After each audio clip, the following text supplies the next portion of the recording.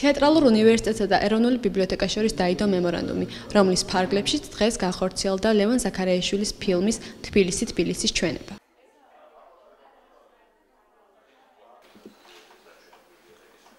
დღევანდელი ღონისძიება, რომელიც იქნება პერმანენტული იმაზრით ყოველ ორშაბათს გაიმართება, არის თეატრალურ უნივერსიტეტის და ბიბლიოთეკის მემორანდუმის საფუძველზე. ეს ითვალისწინებს ერთი მხრივ კინოჩვენებებს, მეორე მხრივ თქვათ კინოჩვენებებთან ერთად კომპეტენტური ადამიანების აზრის მოსმენას. თვითონ მემორანდუმი კიდევ ბევრ სხვა საკითხს ითვალისწინებს.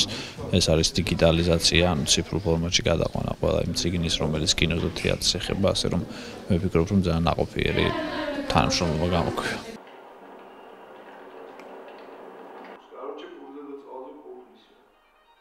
თეატრისა და კინოს სახელმწიფო უნივერსიტეტში უკვე მესამე წელია აქტიურად ფუნქციონირებს თეატრალური კინოკლუბი, რომელიც აიაცა გარკვეული საჯარო სივრცე, სადაც განურჩევლად არ ვიცი ასაკისა, შეუძლია თავი მოიყაროს ზოგადად ნებისმიერ გემოვნების კინომაყურებელმა, ნახოს სხვა პერიოდის ფილმები, შეხვდეს ამა თუ იმ პერიოდის ჩვენთან მოღვაწე, ასე ვთქვათ, კინემატოგრაფისტებს და არ მხოლოდ კინემატოგრაფისტებს და რაღაცნაირად არ ვიცი დააფიქსიროს თავისი აზრი, მოისმინოს სხვისი აზრი, მოხდეს რაღაც ასთა ურთიერთგანაცვლა.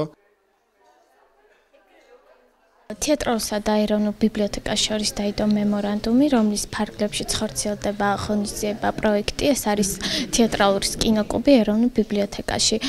ჩვენებები იმართება ყოველ ორშაბათს 17 საათზე.